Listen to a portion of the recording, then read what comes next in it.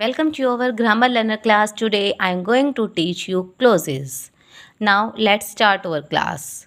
Do you know what is clauses and how many kinds of clauses? आज का मेरा topic closes रहेगा। इस क्लास में मैं आप सभी को क्लोजेज एक्सप्लेन करने जा रही हूँ। आई होप आप सभी को इस क्लास से ये टॉपिक अच्छे से समझ में आए।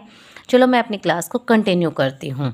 A close is a group of words that contains a subject and a predicates. It's a basic building block of sentences. शब्दों का ऐसा समूह जिसमें हमारा एक सब्जेक्ट और प्रेडिकेट होता है उसे हम basic building block of sentences भी कहते हैं।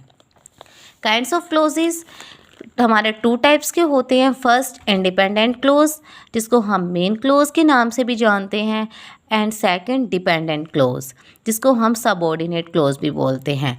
Independent clause a clause that can stand alone.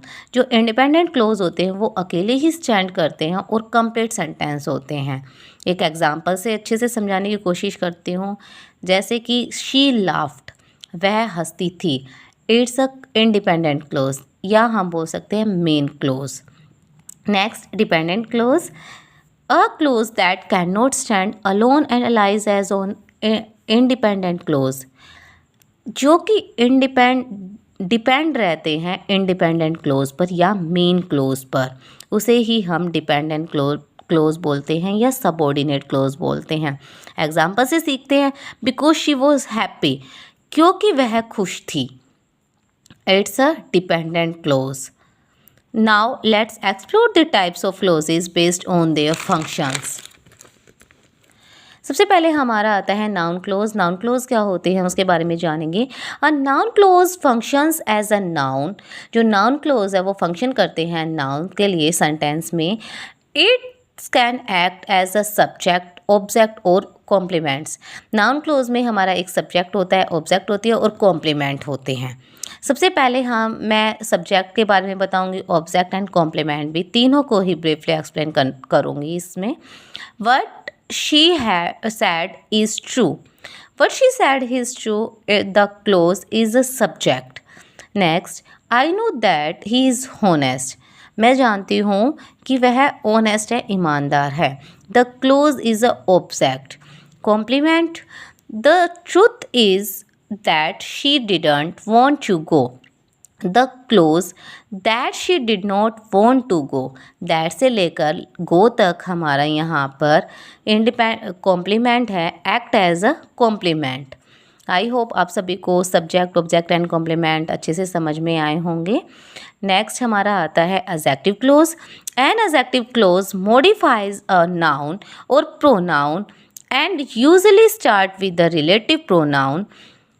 Adjective clause modify करता है नाउन और प्रोनाउन को और यूजली स्टार्ट होता है हमारा रिलेटिव प्रोनाउन से।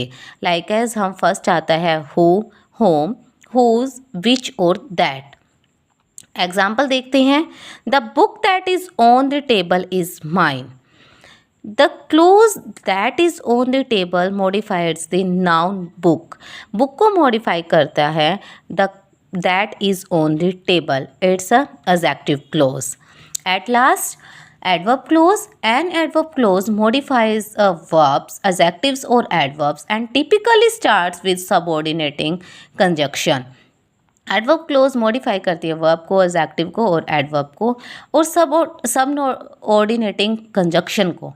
Likes, because, although, if, when etcetera. ये सब हम एडवर्ब क्लोज के साथ सेंटेंस को जोड़ते हैं, उसे ही हम एडवर्ब क्लोज बोलते हैं। कुछ एग्जांपल लिए हैं, इसमें हम टाइम, रीज़न और कंडीशन को करते हैं। मैंने सिर्फ केवल आप सभी के लिए टाइम का एक एग्जांपल लिया है। We will leave when the clock strike 5.